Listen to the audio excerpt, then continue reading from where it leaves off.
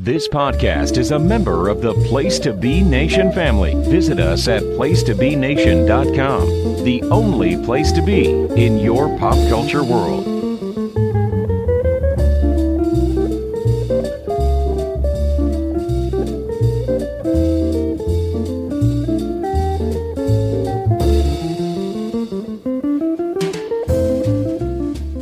Hello and welcome to the second installment of You Don't Know Billy Jack. My name is Drew, and I am joined, of course, by Jordan. Jordan, how are you? I'm well, thank you. Thank you. Good. And you may have noticed, if you listened to the first episode, that I had to devise an intro where I said the actual name of the show, because I didn't have a name for the show the first time we recorded, and so I just blurted something out. That's right. But the name of the show is, in fact, You Don't Know Billy Jack. Jordan, do you know Billy Jack? I do not know Billy Jack. Billy Jack Haynes? Does that sound familiar to you? It does not sound familiar. It should sound familiar to you because, if you remember, I recorded some sound clips for you to use during, I think, an acoustic show. Okay. Of a wrestler talking and saying things. Was he talking about how he was abused? Yes. That is Billy Jack. Okay. Yeah. So, in fact, you do know Billy Jack. Apparently I do. I couldn't use that stuff, by the way. Why not? Because it was just a little too deep. Well, okay. Anyways, we're coming to you live today from the body dump. Yeah. We've been sequestered into a crude shed here. But anyways, we're back for another match. We're ready for this one. Now, this match, Jordan, I'll introduce to you. You have no idea which one this is. I'm completely unaware. Okay, so this match is, in fact, it's a 5-on-5 gauntlet match from New Japan Pro Wrestling. The date on it, 4/19/1984. The teams are Antonio Inoki, Kengo Kimura, Nobuhiko Takada, Tatsumi Fujinami, and Yoshiaki Fujiwara versus the invading Ishin Gundam team of Animal Hamaguchi, Isamu Teranishi, Kuniaki Kobayashi, Riki Choshu, and Yoshiaki Yatsu. So, I don't think we really have too much to talk about before we get started. I will just need to know, when we get in, the nature of what this even is, I suppose. But yes, this would be the proverbial Billy Jack that I do not know. Correct. Okay. So, let's get started. Do you need to let them know that we're wearing the same? We are wearing the same T-shirt, the same black flag shirt, of which I was given last week, or last episode. There was a size mix-up, so now we each have one. Yes, and we're wearing the same shirt. Okay. Very proud. All right, here we go. So remember, we'll just watch the match live. Okay. And just say we'll just talk about it as it happens, and then afterwards I'll have a couple questions for you. Perfect. All right. Here we go. And this is a long one, I will say. I think this is the longest match we're going to watch. Okay. So we're going to try to keep it as quick as possible. Let's get ready to rumble. See, I'm getting the hang of it. You sure are. Okay.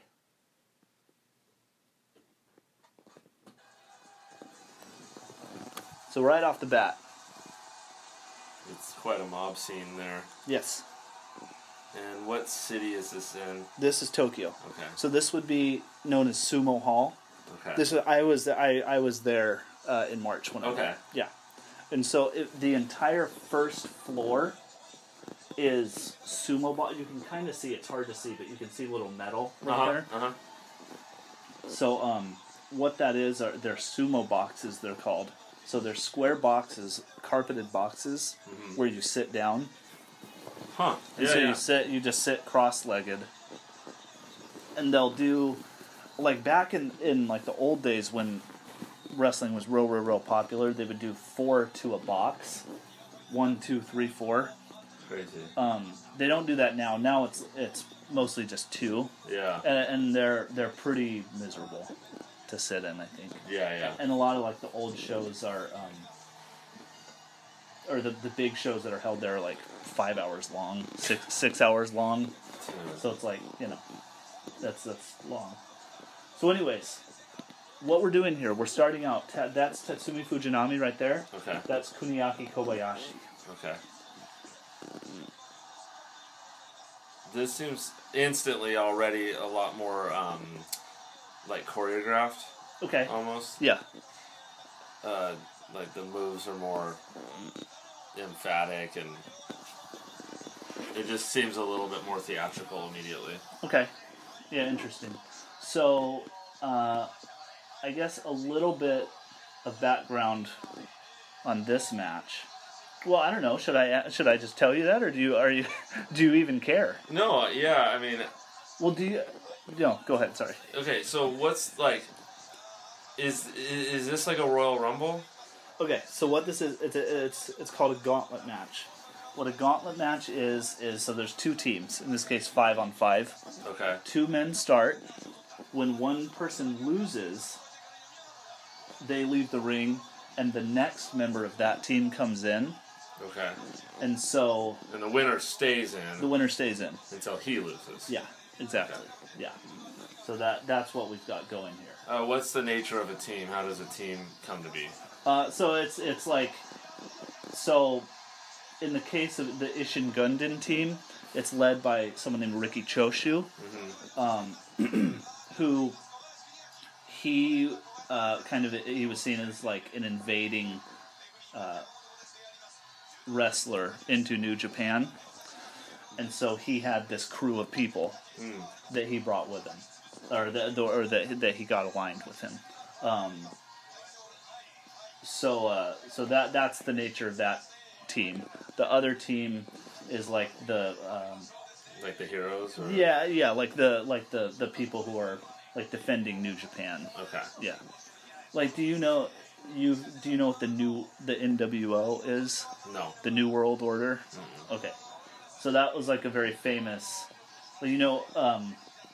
wrestling like faction in the 1990s. Yeah. Okay. It, like Stone Cold and that, or no. So that was a different company. Okay. So it was Hulk Hogan when he became a bad guy. Oh God. Yeah.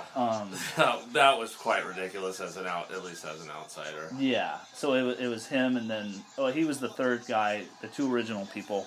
Do you know Razor Ramon? Does that sound? Yeah. Yeah. And then Kevin Nash. Does that name sound familiar? No. Or Diesel?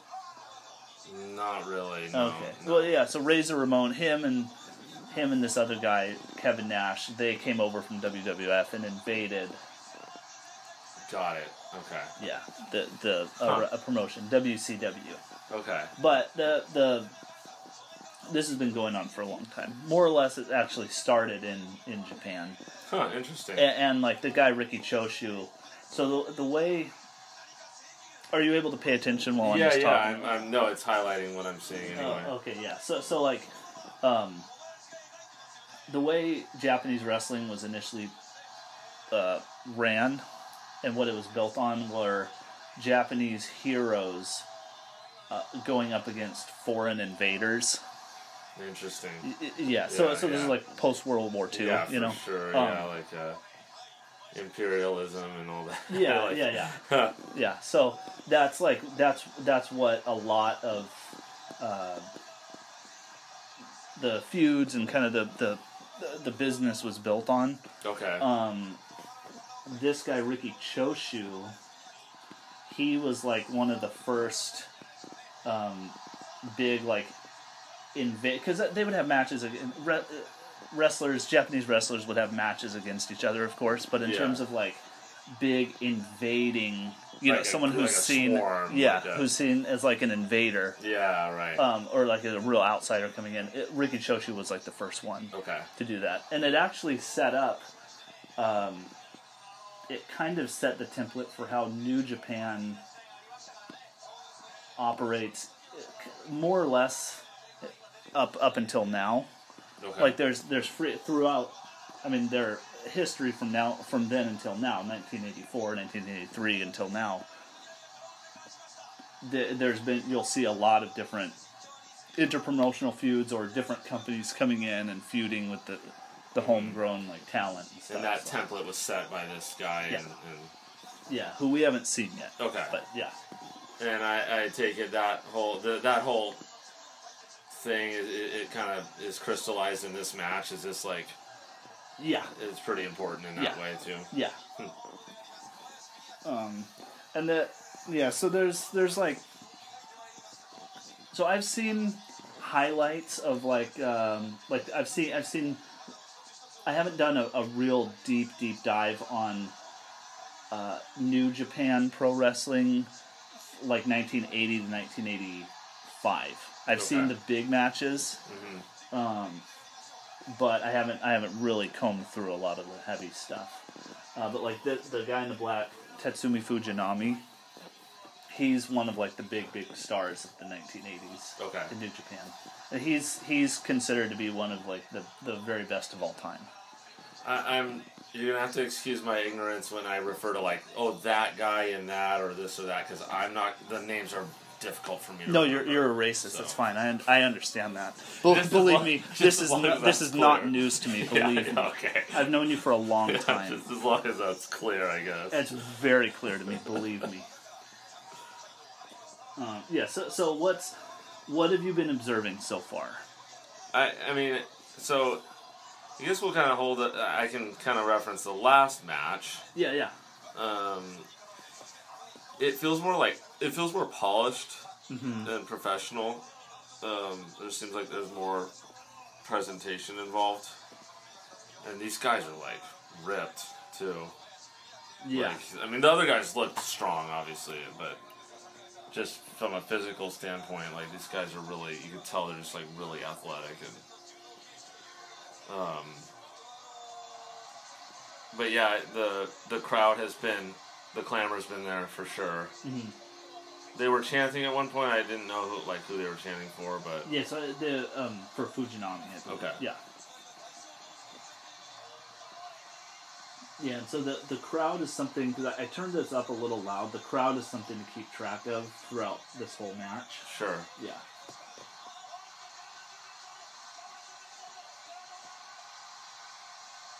Yeah, so they just went crazy, because they got the first guy. Yeah, so Fujinami wins. He beats Kobayashi with a German suplex. Okay, so, is that pre-planned? Like, I understand a lot of stuff is determined, right? They're not like... I'm just wondering, like, is it like, I'm going to finish you like this? Back then... Because that looked pretty smooth, how that all happened. Yeah. Back then, it could have been, or it could have just been, I'm going to win. Okay. And then they would have decided, who, or while they were wrestling, they would have then decided how they would have, got it. Finished like the match. Like it's coming now or whatever. So that's very different than, how it is now. Is it pretty dialed? Yes. I mean, most everywhere, but especially in in America. Is there anyone that goes rogue ever and deviates? They just wouldn't air it, right? Or no. I mean, if it's on WWE, no way. Okay. No way. That doesn't happen. I don't know. The thing is it wouldn't be that big of a deal if it were okay, the match is pre-planned out, so I'm gonna beat you with, this move. Right. But during the match, they decide amongst themselves, oh, I'm gonna beat you with this move. Mm-hmm. That wouldn't be that big of a deal in a lot of other promotions. Yeah. So, okay, actually a recent example of that is... Dude, hold on. The ref is, pulling the guy's hair. Yeah. So okay. That was really kind of sketchy. Yeah. So this here is Isamu Teranishi in the white. Okay. And so they've had matches and interactions before in the past. There's beef. I mean, they went right when the bell rang. Yeah. They just went at it. They just went for each other. Yeah. Which is that's really part of the genius of this match and these types of matches. What they can do is that you can get these mini, you can get like feuds. And, an overarching story, but then you get these little mini matches. Yeah, that's cool. Yeah. So, how much time has lapsed between the end of that last fight? Because there was like a jump cut with the editing. Yeah, good question. Probably a minute or two. So it's like it's going right away. Yeah. Okay. Yeah. So, anyway, so back to what I was saying as far as like pre-planned things and all that. So recently, a couple years ago, there was a match in Japan at New Japan, the same promotion, at the Tokyo Dome, the big show of the year for New Japan, who's the second biggest company in the world. Mm-hmm. So they have one big show. It's called Wrestle Kingdom. Okay. That's the one. Well, I mean, I stay up late for a lot of them, but that's like it's around New Year's. Okay. Yeah, and I take off work and you do a whole thing about it. It's a big deal. Yeah. But anyways, there was a match. The main event of that show a couple years ago was a match between two guys that we're actually going to watch a different match in their kind of series together, where they were wrestling. And the match was supposed to end at one point, but the guy who books everything in the back, he sent a message via like an in-ear microphone or something to the ref, or somehow, I don't know how they do it in New Japan. Yeah. But anyways, he sent a message out that said, you guys just keep going. Oh. And because like the crowd was because everyone's feeling it, the euphoria. It's kind of brutal. Yeah. So I don't know, but I mean, but yeah, that's a real promoter, right? Like that's playing the people and the whole thing. And yeah, but like I don't know when the big changeover was, but like Stan Hansen, that's my guy. Your guy. Yeah. So in his book, which you gave me, that's right. And the guy won't stop emailing me. Yes, wonderful. the guy who wrote the book, right? Yeah. Scott Teal? Yes. Yeah. Seems like a really nice guy. Yeah, I'm sure he is. So what Stan Hansen talks about a lot is, and a lot of guys do, but how they didn't pre-plan anything. They said, they just thought, okay, this person's supposed to win. And you just go. That's it. You just go. Go on each other. Yeah. And we'll see matches like that coming up. Okay. Where it's a similar thing. I'm noticing the ref a lot more in this match. Mm-hmm. He's like a third character. Yeah. The other match we watched, I honestly don't remember anything about the ref really. Right. Yeah. Which you could argue is a good thing. Yeah. That's what I would think. You know, in a sports setting, I know when I watch baseball or whatever, I don't want to know that the umps are even there. Yeah. But what that does in this case, you could argue, is it, they're trying to, stay within the rules. There's a lot, whereas there's no rules essentially in that last match. Yeah, that's true. There's a lot of rules this way. So by the ref interacting the way he is, it kind of gets over that sense of rule breaking or personal nature and like the lengths that these two are willing to go. That's a good point. Yeah. So what are your comments going on, or what are your thoughts on like kind of this interaction that we've been seeing? Yeah. So I mean, I don't know that I would have been in tune that there's like a personal feud here, but this match is a lot more violent and like immediate than the last one. Mm-hmm. And it's like these guys are just kind of going on each other. Yeah. And there's just been a lot of holds. Okay. I don't know the technicalities, but like where you're trying to get the guy to submit or like by bending his hand back or whatever. Mm-hmm.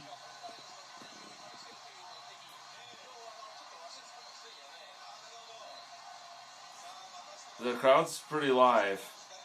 They've been there this whole time, really. So who's the invader in this? So was it Teranishi right now? He's been focusing on the hand. Yeah. You see, and he was just headbutting Fujinami's wrist and hand. I didn't see that. So the invader would be Teranishi. Okay. So did you see the hits there? Yeah. Any thoughts on that? Nothing struck me really. Like, did that look more intense or violent or real than like a Hulk Hogan? It type did, thing? yeah. A lot of this does. I mean, especially when you contrast this with that one you made me watch where I think it was John Cena fought The Rock. Yes. And it was just really lame and like phoned in. Yes. And they were just kind of pacing each other the whole time because The Rock was like winded. Yes. Yeah. This is not that. No. These guys are like going on each other the whole time. Mm-hmm.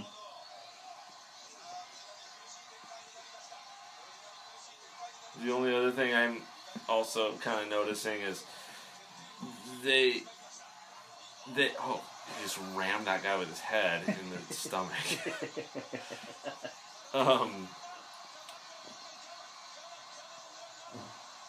It kind of feels like the announcers also know the tempo of the match. Uh-huh. You know, in ways that I don't. Like, I can hear their voices, like, getting more intense as something's about to happen. Yeah. Any just that's just an observation, or yeah. It was hard because of the last match. I mean, that's hard for me to like put them up against each other, but this seems to just have a little more energy like that. Again, more characters involved. The announcers, the ref. Yeah. The lucha production, especially in the 80s, like I said, it's pretty jarring, and like a lot of times it's like it's kind of muffled, or it's kind of monotone versus the muffled crowd or wrestler miking. You know, it's it's tough sometimes.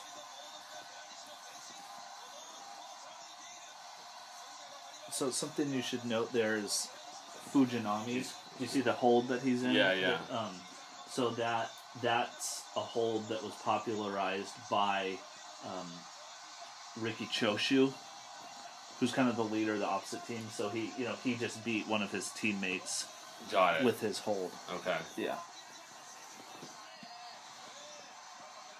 And if you're adept, like if you were following these people, you would have recognized that. Yeah. Yeah.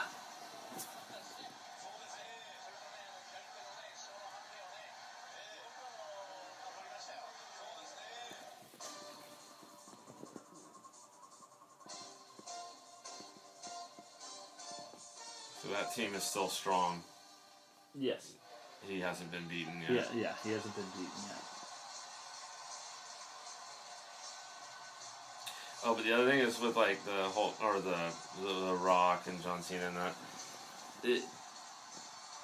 those guys, dude, he just grabbed this huge bouquet like really hard, like really aggressively. This guy has a little bit more style and swagger. Yeah, so the Yatsu. Yoshiaki Yatsu. Yatsu? Okay. Yeah.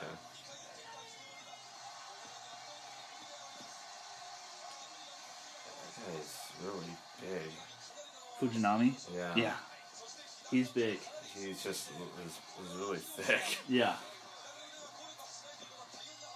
Yeah, and he, like I said, he's considered by a lot of people to be one of the very, very best of all time. Mm-hmm. He went, because there's a junior division and then a heavyweight division. Okay. So he started out in the junior division in the late 70s, real early 80s, and then and was like great, and then he got big, graduated, or rather, he's Drew is doing a motion of putting a needle into his butt. Graduated to the heavyweight division. But and so he's like incredible as a heavyweight too. And that's there's not very many people like that. Sure, yeah, I wouldn't think. Yeah.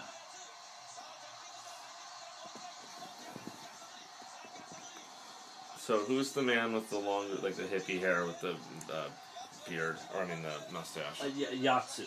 Yoshiaki Yatsu. Yeah. Okay. So, tag team partner of Riki Choshu for a long time. Okay. And they have Riki Choshu eventually invades the other Japanese promotion. That's cool. All Japan Pro Wrestling is called. So there's New Japan and there's All Japan. Okay. Of course, now there's New Japan, All Japan, Big Japan, and Real Japan. Oh my gosh. But so he eventually invades All Japan, and Yatsu goes with him. Okay. Yeah, and there's a lot of like really great matches and stuff there because it's a similar thing. He's like an outsider, and right. And you'll see him like he's like real charismatic, and he's just got like a real aura about him. Yeah, and the people really love him. So that they all keep going on that guy's hands, his wrist. Yeah, so he's got an injury now, so they're all targeting that. Okay, that's evident. This guy seems to be a bit more charismatic. Yatsu. Yeah.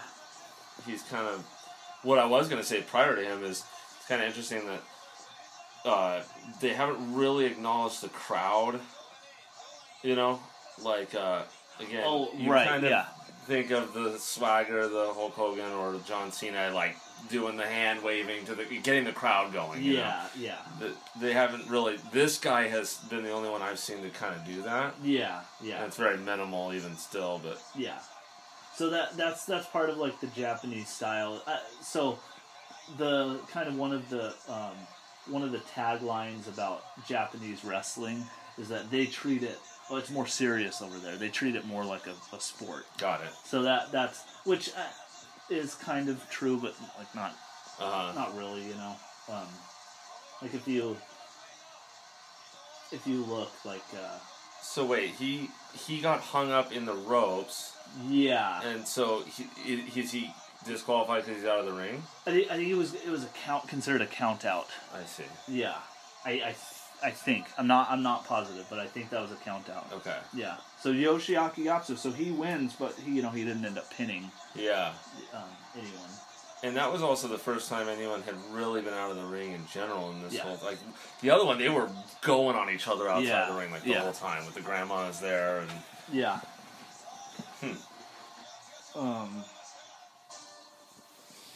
so that it's like a different presentation.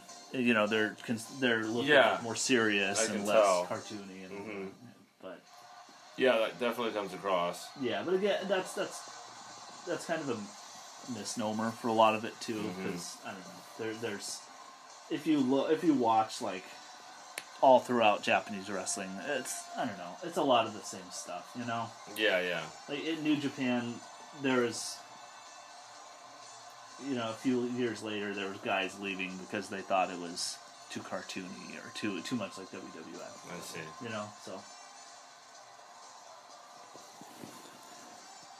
So who are we dealing with now?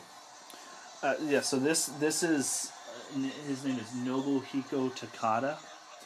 Yeah. So he's like a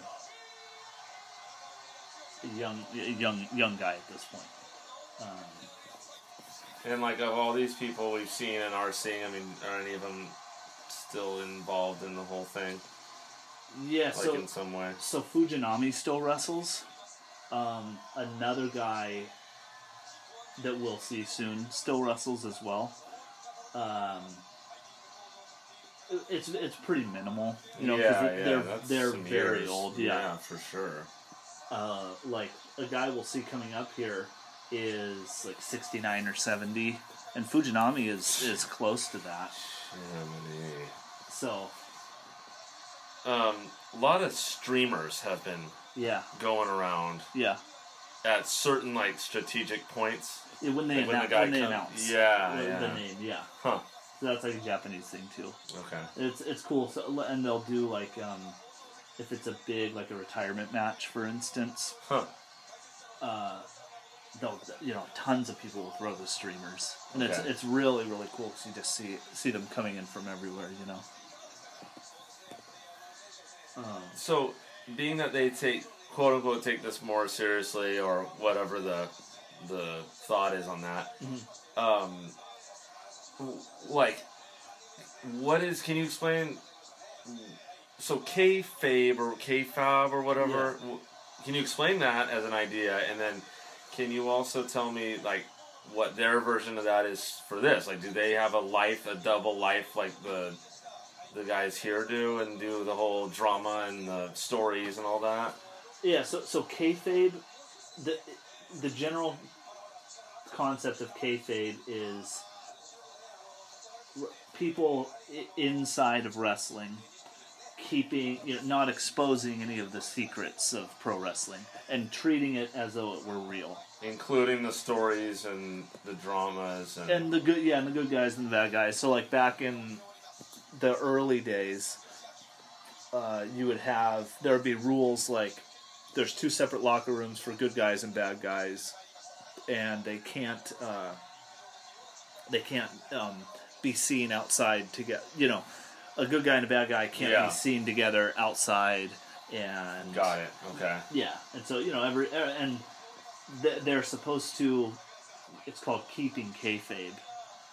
They're supposed to act as though everything that's going on inside on the TV show and inside the ring is real outside the ring. Okay. And there's a real extreme versions of it. So like like some guys go crazy, I'm sure. Yeah, of course. Yeah. So there's a promotion called Mid-South Wrestling. It doesn't exist anymore, but it was one of the old territories. Okay. And the promoter, the owner of that, Bill Watts, his name was, who's like a psychopath. Everything about this already sounds really shady. Yeah. So his thing was, if you were a bad guy and you got in a fight, a bar fight or something, and you lost, he would fire you. And conversely, like if you were a baby face, a good guy, and you were like a young, good-looking baby face, like you like had to have sex with like girls who would like come on you and stuff. Man. It's genius. Dude, I don't know what I'd call that. But these guys have been just slamming on each other. Like, they've been exchanging these body throws. Yeah. And the crowd is amping it all up. Yeah.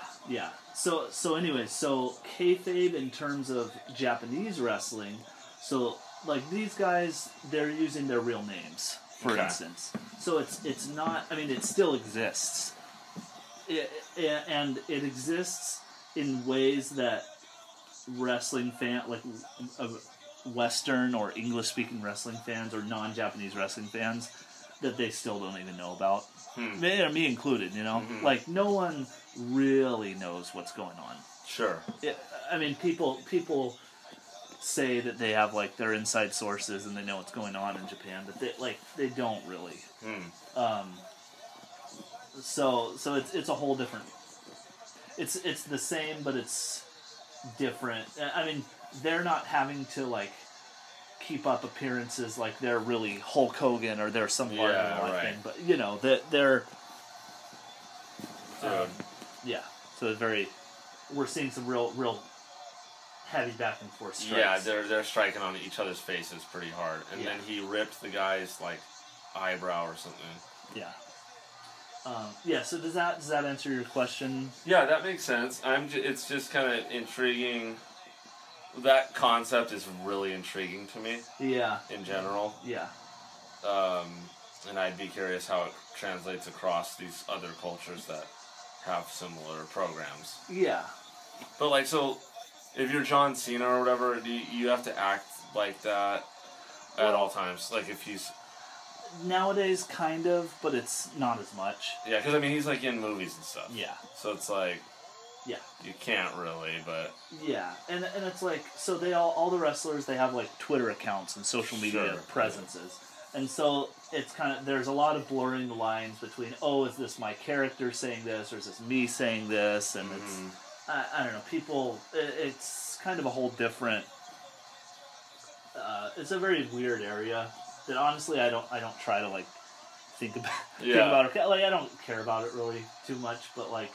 John Cena, he's still a professional wrestler, and so that he's not quite showing you who he really is, but he kind of is, and he's in these movies, and they're acknowledging that, we're performing, and all this stuff. So. I mean, I think that's one of the more like intriguing and potentially lucrative aspects of the field.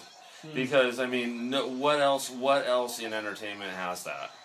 Yeah, where right, it's like, it's insane. Yeah, of course. You know, like where these guys are characters to the degree that you don't really know what's real anymore. Yeah. Outside of the ring. Stuff. Yeah. And like how you told me that McMahon's daughter married another, like a wrestler, and they're part of the whole like ownership now, and it's like I don't know how much of that's actual. Sure, yeah. Because it all sounds so ridiculous. Yeah. So she married a guy, Triple H. That's right. Yeah. Okay. Does that is that a legal marriage? They are actually married. See, like that's pretty genius that I am questioning. Sure, yeah. If that's even a real. Yeah. Or if that's just a gimmick. Like, yeah. But they did a wedding on TV as well, like a fake one a long time ago. All this, you know what I mean? Yeah. So a little information on this Nobuhiko Takada. Mm-hmm. He went on just later in the year.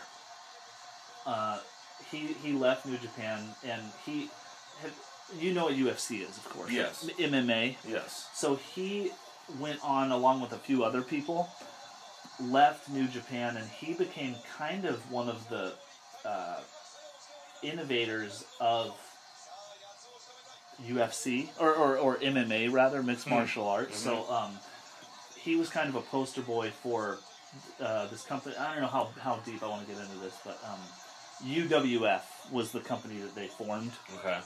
And it was based on more martial arts. So you see the strikes that they were doing. Yeah. So it was a little bit of that, but a lot more real hard kicks. Mm-hmm. And submissions, and like martial arts style, and like jiu-jitsu style submissions and things like that. And he became kind of one of the poster boys for it.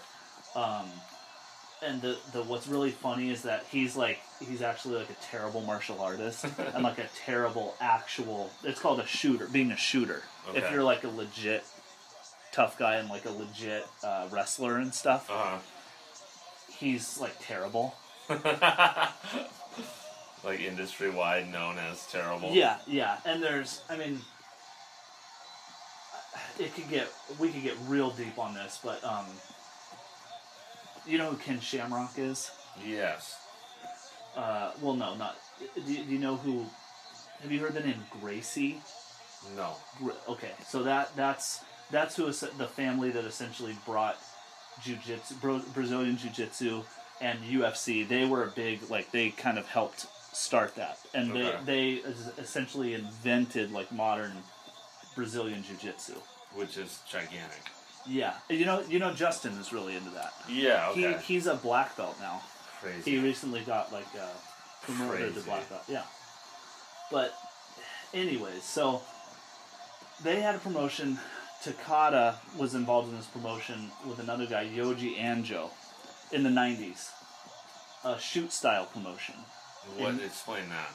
So shoot style, that's like I said, it's presented as even more real than this. Okay. And it's real, really, it's called stiff strikes, which is like really realistic and hard hitting. Mm-hmm. A lot of kicks and submissions and things like that. Okay. And you see how crazy the crowd is going. Yeah, they're just in a frenzy right now. Yeah, and so he's a young guy. He's like lower on the totem pole than Yatsu is too. Yeah. So this is like a mismatch, and so he's getting all these, near pinfalls. Right. Which is a big deal. So anyways, Yoji Anjo, I'm going to make a long story very short. Yoji Anjo in the 90s, he challenged one of the Gracies down in Torrance at their training facility to a legit fight.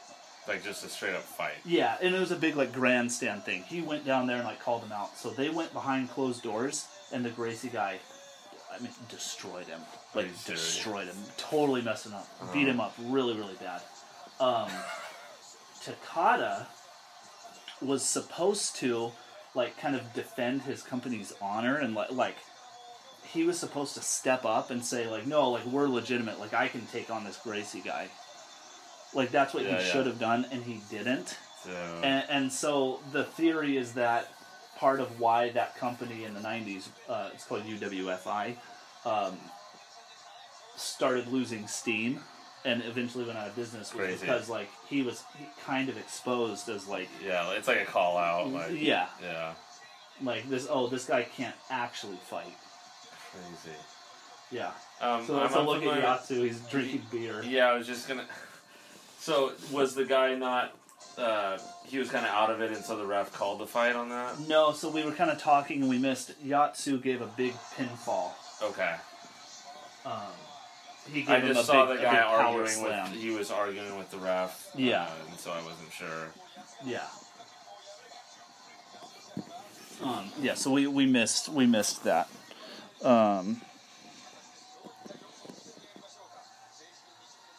Where's that? Yeah. So Now who are we dealing with? So this is Animal Hamaguchi. Now, who's a big? He's an old, like an old New Japan guy. Okay. Yeah. And I haven't seen very much of him because he wasn't one of the big top names. Mm-hmm. So, like I said, I haven't dug super deep into the like early 80s and 70s New Japan stuff, but he looks pretty gnarly. He's throwing this other guy around like a rag doll. Yeah. So do you have a favorite like portion of the match? I don't know. Yeah, not quite. Am I distracting you? Am I talking too much? No, I like it. Okay. I mean, like you're able to focus on. I'm able to focus. Okay. Yeah. Yeah. Anything that I'm not able to follow along with is not a fault of your talking. It's more just I'm not familiar. Yeah. And you know what? Sorry, this is Kengo Kimura. I'm sorry. Kengo Kimura. Yeah. So who's also just an old New Japan guy. Okay. I've only seen this match once and like a long time ago, so honestly, like I barely remember. Yeah. So, but yeah, so far you've been pretty impressed with Yatsu. Yeah. Yeah. He's got a lot of character. Yeah. He's awesome. Like I love him. Yeah. He drinking the beer. Yeah.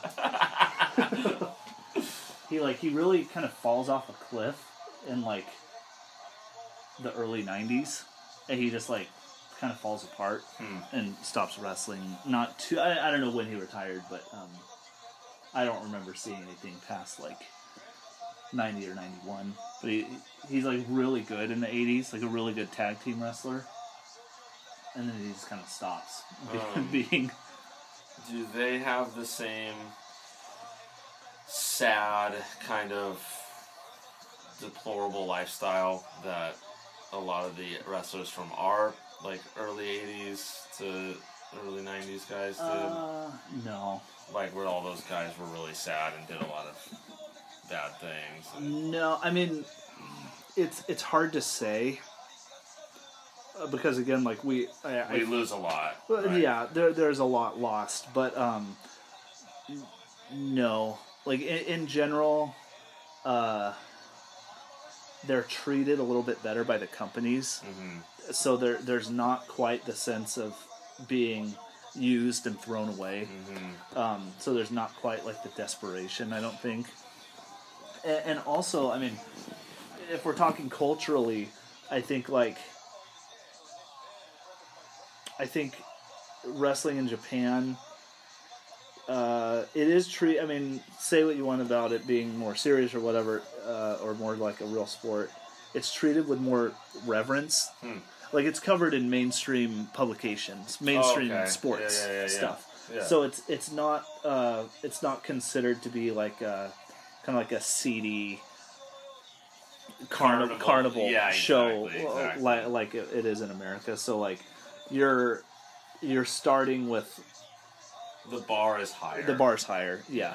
So it's whereas wrestling it used to be attracted kind of like outlaws and just a lot of real different types of characters. Not quite the same in Japan. Okay. Yeah. I mean, there's still like sad stories and everything, but sure. It's more Like there's, I don't know, there's stories about people like, because there was a big Yakuza, or Yakuza, I don't know how you say it, involvement, you know? And so there's like people getting involved in that, and you know, things of that nature. But it's not quite like something like the movie The Wrestler. Yeah. It's not. You don't really see much of that. Okay, yeah. I mean, so much of that has to do with the American experience, too. Yeah. Just in general. Yeah. Kind of interesting that the ref he counts in English. Yeah. Huh. Yeah, so there's little eccentricities like that. That I have no idea why. There's just there's probably maybe nobody has any. Yeah. Right? I mean, it could just be a carryover, like someone adopted it or something. Yeah.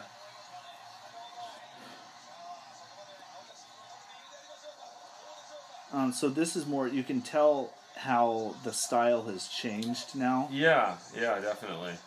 To where these are it's less technical holds and stuff. Yeah. And it's more of two big guys trading, like big powerful. Like brawlers. Yeah. Like big throws and big moves and stuff. Which is a really cool, interesting aspect of this match, is like you see how it shifts between the wrestlers and their opponents, you know. Yeah, I have noticed and enjoyed that, where every get together has a bit of its own flavor. Yeah, it's cool. Yeah, and you'll hear that the crowd is still wild, and that building is really good for sound. Like the acoustics in it are really good, and it's a small building, but it's tall, and it. I don't know. There's just the sound is really cool in it. And the one I was at wasn't even. I mean, it was like half this size, you know. Yeah. But like Doug has been to some pretty packed shows here before, and he says crazy. It's like it's unreal. Yeah. And so we're ready for part 2 now. So was he sarcastically applauding the guy because he had lost? Yeah, I think so. Yeah. Quite a showman. He's cool. Yeah. You said you enjoy him. I do. Yeah. Yeah. Him and Ricky Choshu as a tag team is like awesome. Because I mean you'll see Ricky Choshu in a little bit. He's pretty great too. So this is now Animal Hamaguchi. Okay. Yeah. That's so cool that they rip these bouquets. Yeah. And then they just throw them. It's like a ceremonial thing. And so sometimes there will be women in the ring to present them, and like Stan Hansen, there's one where he just runs and like destroys this little girl who's holding a bouquet of flowers. Really, that guy is really something. I'll have to see him do something. Yeah. I was gonna like. All I've seen footage wise of him is some kind of hype talk where he's saying he has like 9 children and a fat wife. Yes. So wonderful promo. Quite a load of charisma on that one. I'm not into the ego trip. I've got a big fat wife and 9 kids. Yeah, I like that style. Yeah. So you know what we may do is I may do a special, like I may make us watch 2 matches that aren't part of this canon or whatever. Yeah, but I bet we could knock both of those out because they're both, one of them's like 20 minutes and one of them's like 14 or 15 minutes. I just don't want to see some eyeball getting gouged out or some. I won't show you that match, but you do know that's one of his favorite or one of his like legendary matches, right? Apparently I do because it just came out of me, but I don't want to see that. Okay, that's fine. But it was. Do you know who Vader is? Yes. Yeah. That's right. Yeah. You so told those me two. That. Yeah. Oh, that's so awful. Yeah, and so his eye pops out of the socket. and he sits and like puts it back in. But yeah, I want you to watch what my favorite tag team match of all time is. Okay. Not a Stan Hansen match, but it's a different match. Okay. And then I want you to watch a Stan Hansen match as well. Okay. Was Vader in Boy Meets World? Yeah, that was him. Okay. Yeah. Yeah, so now we've got... And of all of these guys, these are probably the two... Maybe the two least known. Okay. Yeah, probably. I don't know. There's kind of like... No, I don't know if that's fair to say, actually. No, I'm going to take that back.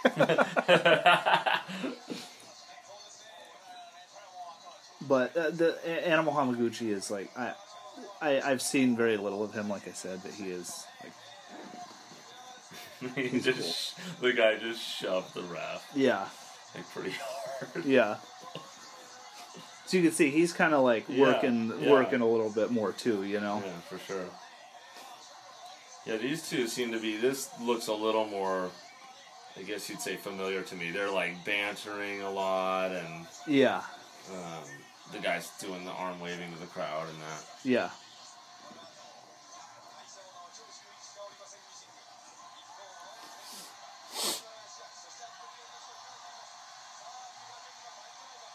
You see, he's kind of looking around. Yeah. So he had Kimura had Animal Hamaguchi up in a pile driver and was looking back and forth at the crowd a little bit, you know.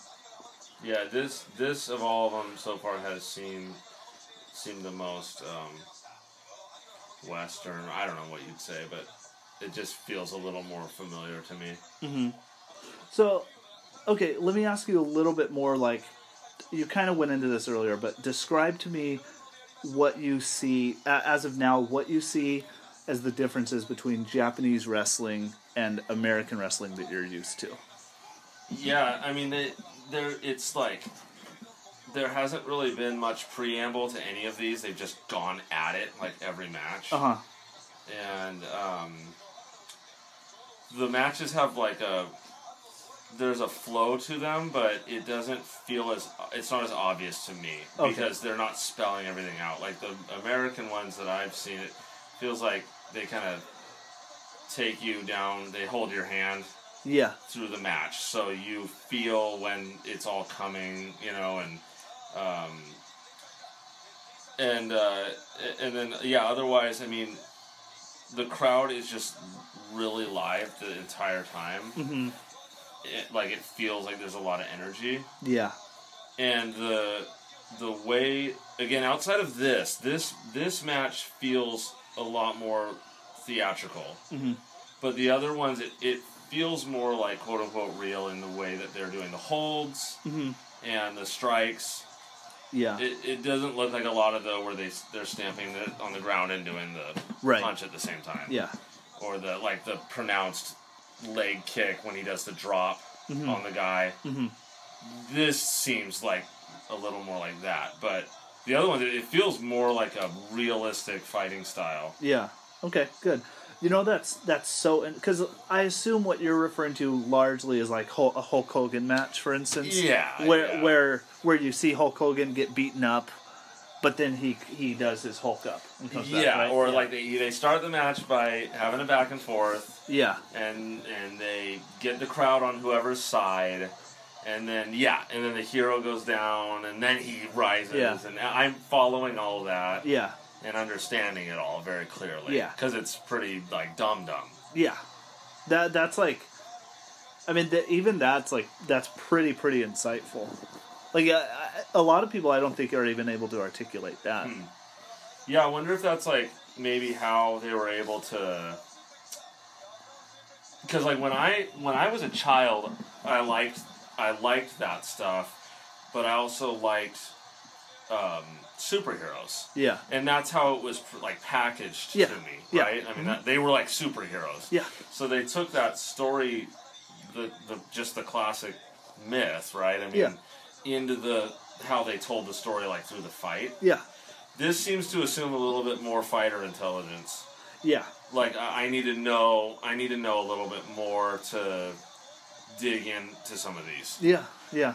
Whereas the one we're currently watching, I feel like I can follow a little more, but if it makes any sense, it's like the least interesting so far. Yeah, so you're referring to this match as Kengo Kimura versus Animal Hamaguchi compared to the other matches that we've seen in the Gauntlet so far. Yeah. That makes sense. It's the most theatrical, but it's not. It's the least interesting so far. Yeah. I mean that's what you said about WWF though. That's absolutely true.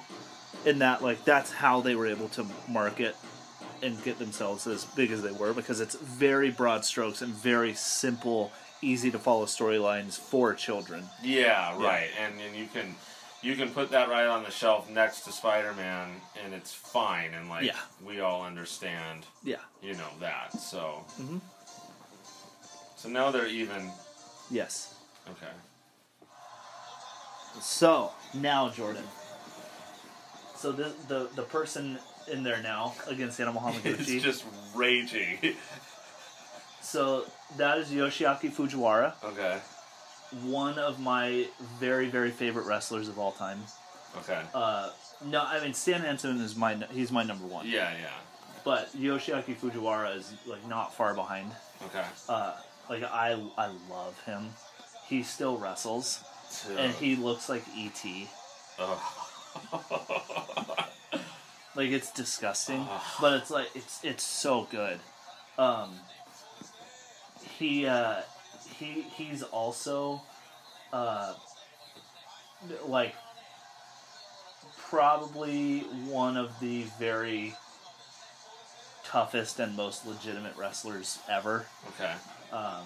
Like, he was trained. So you don't know the name Karl Gotch? No. Okay. I don't think so. First of all, if listeners hear pounding, that's something going on outside, and who knows what that is. We're in an industrial warehouse space, so it's, who knows. But it's probably going to really affect audio, but oh well. Oh well. So anyways, so Fujiwara.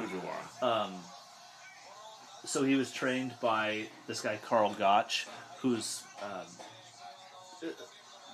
catch wrestling. Does that sound familiar? No. So it's that's like where a lot of like the modern holds come from. Okay. So it's like developed from amateur wrestling and like British styles of wrestling too, but a lot of the holds and everything. Okay. And, he was already like a real high end like judo. Fujiwara. Yeah. What's the term? Judoka, I guess, is the someone who a practitioner of judo, a really high level judoka, and like a good kickboxer as well. Prior to his career as a wrestler. Yeah. So he's like very super athletic and like knows how to fight. Yeah. But he's also like he's got like a weird body. Yeah. I know that. And the way he moves it and everything is like I love it. So he was another guy who left New Japan to start this other that first shoot style promotion, UWF it was called. Okay. Yeah. So is he in Invader? No, so he's on the New Japan side now. Okay. But later he does that. Yeah, and Takada was also on the New Japan side. Okay. But then left. And so that and see the way he headbutts? Yeah. Awesome. I love that. That's cool. He's working the crowd pretty heavy. So heavy. So at this point, is he a fan favorite, already? Yeah. But then... Oh, go ahead. I was just asking, he has this, is it a bandage on his head? Yeah. And the guy's, trying to rip it off. Yeah. So he was bleeding, sometime earlier, maybe yesterday or, in a very recent match. Okay. And this guy's... Is he biting his head? Yes. Okay. This one's going pretty heavy. Yeah.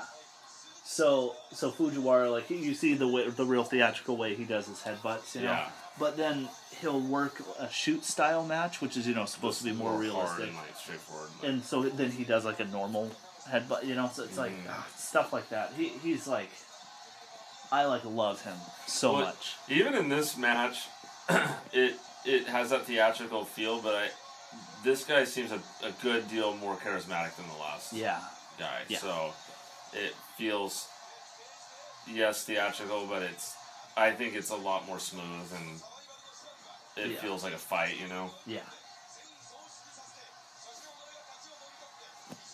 Yeah, he he eventually comes back in a couple of years, so he leaves New Japan, and then he comes back as an invader himself with that UWF group. Mm-hmm. And so he gets this guy. No, it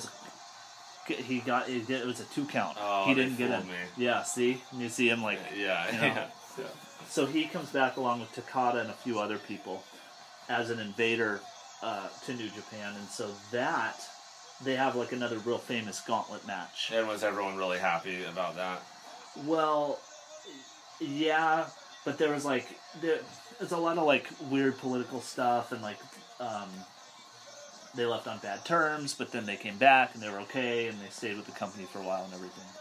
But that feud, UWF versus New Japan, that's one of my very favorite things in wrestling of all time. That, like, I've seen, most of that, like all the big matches, of course, but most of all the in between stuff too. And he's really great in that. And then they transitioned to some other stuff, so all throughout, 86 through, 91 New Japan, I know real well. I like a lot of it. Yeah. Yeah, but it's cool to see him and Takada on one side, and then they come back later. Yeah, that's pretty cool. Yeah. But, again, that, New Japan, because, this is, a huge deal, you can see. Right. And so they started using these Gauntlet matches as and tag team elimination matches as well as these big, huge main events, and they really depended on those and kind of built a lot of stuff off of those. You can see why. Yeah. So this man still wrestles. Fujiwara, yeah. Gnarly. Yeah. And it's he kind of barely does anything. Yeah. But he's also he's in surprisingly good shape. As far as movement, I guess. He doesn't. I don't know. It's hard to say because he's 70 years old. Yeah, right. But he also didn't take because he a lot of this stuff is just wrestled on the ground, and it's not these huge falls that he's taking and all that. So it's for being 70 years old and this being him wrestling for 40 years or whatever, or that's 50 years incredible, or something. yeah, it's he's in better shape than some people. Ripped ET or whatever. No, not even ripped. Oh, just ET. ET. Yeah, because he's got these skinny little arms and legs. Yeah. But this weird kind of long trunk. Yeah, and his nose, his face kind of gets scrunched up, Yeah. But he's had a career in pornography, of course, as well. So he's done a lot of things. Oh, he's a real nuance, real Renaissance man. Truly, yeah. But so you see, it's a double count out. Because he was out of the ring? They were both out of the ring. Okay. Yeah. What constitutes being out of the ring? Because the other guy had half his body in the ring. Yeah, so outside of the ropes. Got it. Yeah. But Fujiwara, he actually had one of my favorite matches a couple years ago. Dude, well, you like all the absurdist. Well, yes. So this is what it was. It was so there's a wrestler, Kakihara, Masahiro Kakihara, his name was. Let me ask you something. Yes. Just really quick about that last match. Yeah, sorry. How come Fujiwara? How come he was pleased with that outcome, and the other man was very upset? I have no idea. Because he was pointing to the crowd and thumbs up, and the other guy was furious. Yeah, I have no idea. I don't know. Interesting. So this is Riki Choshu now. Okay. So you can see already. Yeah. Like look at him. You know? It's going. And he's like good looking. He's got like cool long hair. Mm-hmm. Yeah. The crowd is about to explode. Yeah. And so, who he's fighting is Antonio Inoki. Does that name sound familiar to you at all? No. So, I mean, one of the three most famous people in Japanese wrestling history. Okay. The owner of New Japan. The other two would be probably Giant Baba, who, big surprise, is like another one of my absolute favorites. You don't even have to explain. Yeah. And then Ricky Dozen, who is the founder of Japanese pro wrestling. The first real guy to do it. Anyways, Antonio Inoki, he challenged Muhammad Ali to matches, and they had boxer versus wrestler matches, which consisted of, like, the famous one, really consisted of Antonio Inoki laying on the ground and kicking Muhammad Ali's legs for, like... I heard about this. Yeah. I've never even seen them. Yeah. And, like, honestly... Like, forever, right? Yeah, like, for just so long. going on his legs. Yeah, and it's, like, terrible. Yeah. I've never watched the whole matches. Yeah. I think there's several of them. Yeah. But I've heard of that. I kind of have no desire to. Yeah. But yeah, so I mean, like, look at this. I mean, yeah, this is already... There's a lot more, like, preamble or whatever. Yeah. And the streamers were going crazy, by Yeah. the way, for these guys. Yeah. And it's like, it's very convenient. Like, oh, the last two guys, they both get counted out. Yeah. So then we have this main event. You know what I mean? Yeah. But anyway, so Antonio Inoki, like I said, look at the guy. Yeah. Very, very famous and all that. I don't like him very much. He's like very legitimate and everything, but a lot of times it's just really boring. Do you like the other man? Riki Choshu? Yeah. Yeah, he's awesome. Like, you can feel, if you watch him coming in and out of promotions, you can feel how as soon as he arrives, everything just changes.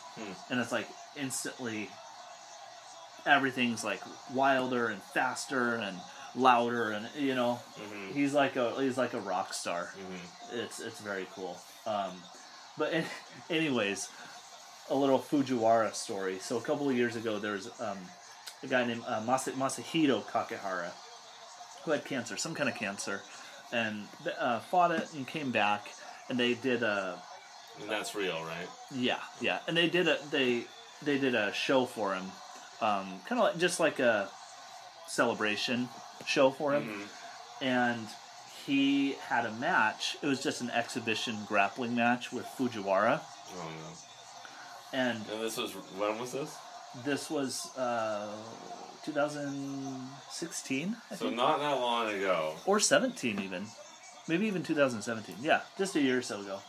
And the match, like I said, it was like a 10-minute grappling exhibition, and Fujiwara wouldn't let. So what it is they they grapple and they put each other in submit. They make each other tap out. Yeah. And it's like, it's just how many times can you do it? Yeah. Fujiwara wouldn't let him get like any holds on him, and just repeatedly just tapped him out constantly. Are you serious? Yeah. So like, was this planned? I don't know. I mean, the presentation is such that they were having an actual grappling exhibition. Sure. And it looked like it kind of, but I'm also, someone like Justin would be able to tell you. Okay. But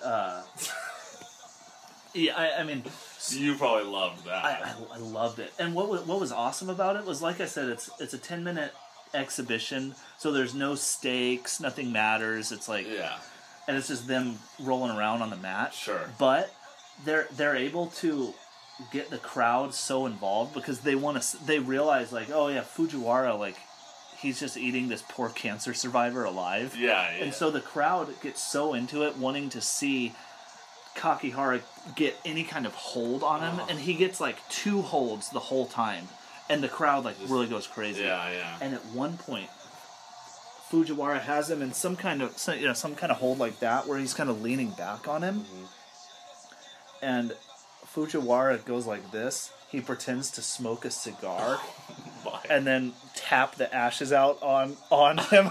Oh my gosh! I'll bet you were dying. Fell off the couch. Yeah. Unreal. Wow! And at that point, the guy's in his late 60s, early 70s. Yeah. Awesome. But like he has like a really awesome, great match with Riki Choshu later in the decade and stuff. But anyway, so what have you been seeing so far in this particular one? Yeah. Well, first of all, it's hard for me to tell who the crowd favorite is. Yeah. Because the crowd's just like going. Yeah. But this looks like what they want, which is these are 2 pretty behemoth guys that are just like. It seems like more of an even style match to me, like a Clash of the Titans type thing. So it's holds. Yeah. But they're able to get over like how big it feels and a big kind of struggle. So like big sense of struggle. Yeah, it just feels like power. Yeah.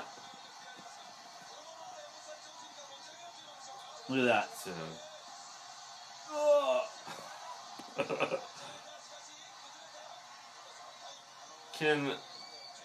Can someone who is adept at someone who loves wrestling like yourself and watches a lot of it, can you tell when they actually get hurt in the course of a match? I mean, sometimes it's really obvious, and sometimes it isn't. Yeah. I'm pretty bad at that kind of stuff in general. Yeah. Or like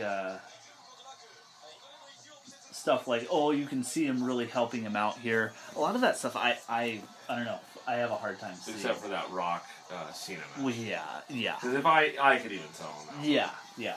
Real obvious examples like that. But I mean, there's. I'm trying to think of like a real obvious example. So okay. I mean, there's a match. Psycho Sid. Does that name sound familiar to you? Or Sid Vicious or Sid Justice? Not really. Not really. No. But he was a wrestler in the 90s. This isn't one of the guys that was crying on the video camera about why did you kill your... About Chris Benoit? Yeah. No, that would have been Honky Tonk Man and New Jack. New Jack. Yeah. So no, it was not. And Iron Sheik, right? Sheik, yeah, that's. And you can't understand what he's saying. No, of course not. No, so Psycho Sid, he's really big guy, 6'10" or something, and like curly blonde hair, but really big. So there's a match where he tries like I forget, it's something off one of the ropes, and he breaks his leg, and it I mean like that is sick. So I mean obviously I can tell he actually got hurt. But in that instance, are they still going? Did they still go? In that they kind of just petered it out, right? Yeah. I mean, your leg's broken. I think you know what? I don't even think I've ever seen that actual match before. So actually, I don't know. Yeah. But yeah, like there's sometimes they'll call an audible, you know. Yeah. And they'll maybe they'll end the match early, or the guy's like, I'm out. Like, yeah. Yeah. I'm really hurting. Yeah, or they'll try to like change the match around or something. So this is that hold that he's putting on. That's his signature hold. Okay. Yeah, the Scorpion Deathlock. It's called. Or like, do you know who Bret Hart is? Yes. He used that one too. The sharpshooter. Yeah.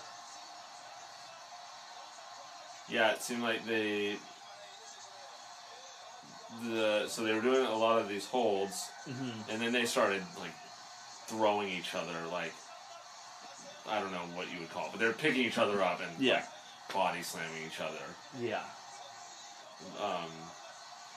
But it seemed pretty even. Yeah, a lot of back and forth. Power, yeah, exactly. Yeah, so you're not seeing like when Fujinami had his injury to his arm and his hand, and so everyone was working on that. Exactly. Yeah. It's much more even, and they're like working in and out of holds. And they're shifting. The tide just keeps kind of shifting. Yeah, so Yeah. Yeah, you see Antonio Inoki. He turned a Scorpion Deathlock into like a leg hold. I don't know a lot of the names either for like that. Yeah. If it's a knee, maybe it's a knee bar. I think I'm not sure, but. And now he's just like going on him. Now they're going on each other pretty heavy. Yeah.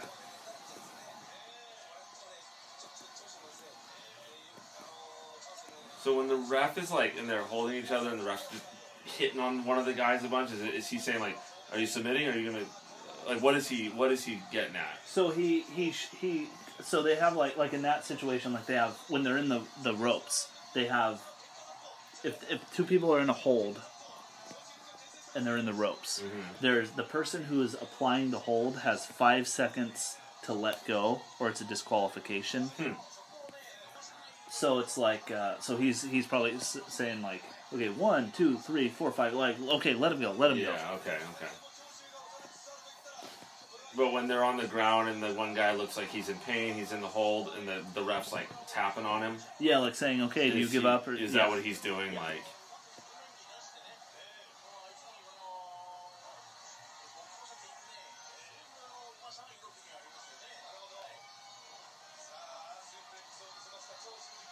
yeah, I'm pretty impressed that the sustained energy level of the crowd. Mm-hmm. You know, that's a long time to be going. Yeah. And there really hasn't been any kind of let up. Yeah. Yeah. This is one of like the all-time great crowds. Yeah. Yeah.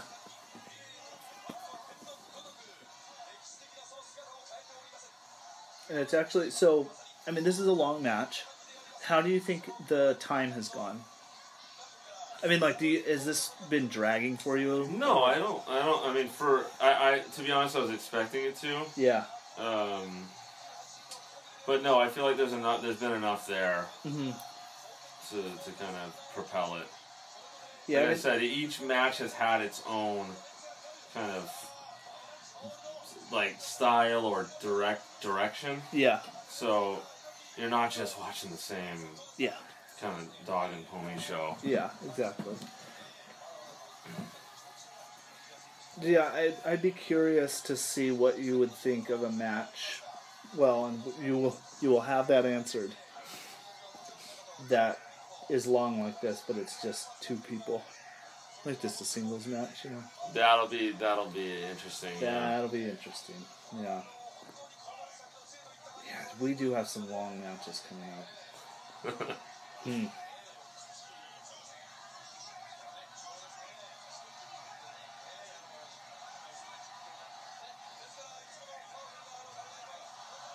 It feels like they want the short-haired guy to win. Is that true? Yeah, Inoki. Yeah, because Choshu, everyone loves him, but he's still the invader, you know. Okay. And yeah. Antonio Inoki is like, I mean, he's like a real deal celebrity. Okay. You know, over there. So and I love the way he when he comes off the top rope. You know how he doesn't get up and stand up and yeah. He just uses it as like a jumping off. That's cool. Yeah. Yeah.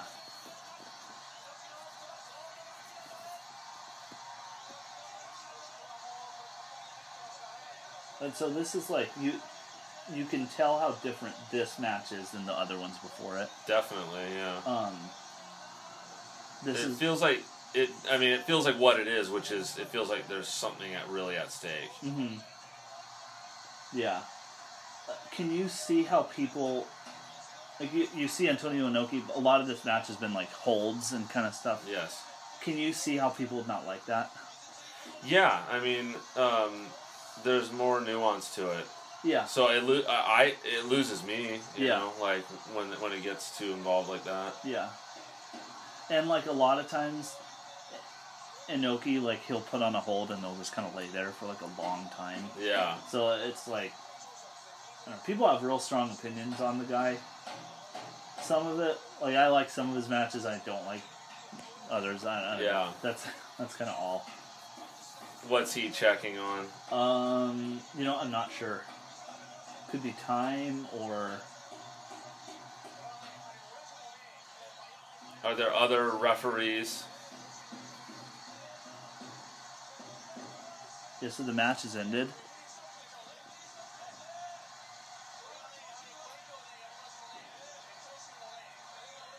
Because the guy passed out? Think so. Yeah. Yeah, like I'm. So again, is this planned? Yes. Yeah. Okay. Yeah. So like he didn't give up. Got it. Choshu didn't give up, Got which is it. like that's a pretty big thing. Yeah, definitely. But the other guy did win, and everyone's pretty excited. Yeah. So it's still not, because the big thing about matches, like Japanese matches in the 80s and stuff, and before then, like up to this point, is not a lot of clean finishes. That's called.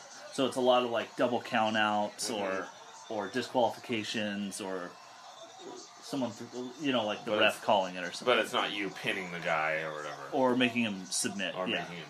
Yeah, so that's like a big thing that and actually the UWF, the shoot style promotion, that they really changed that, and they started having all, because it was all like submissions, and so that led to other promotions adopting that same style.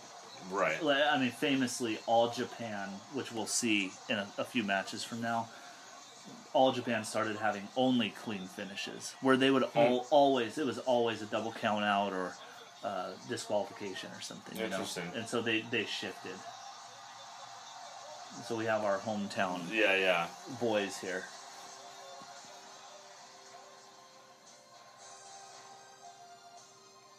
And we get a highlight package. But, that's all right. Well, we don't have to watch this. So that's the end of the match. And of course, as soon as we turn that off, some other tools. Yeah, there's some drill like or some something starts power up. tools. Yeah. Okay, so to finish up here, we've got our few questions. Yeah.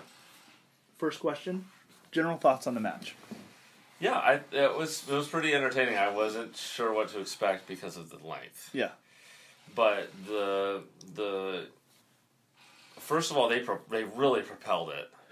There wasn't really a lot of baby fat on that thing. Mm-hmm.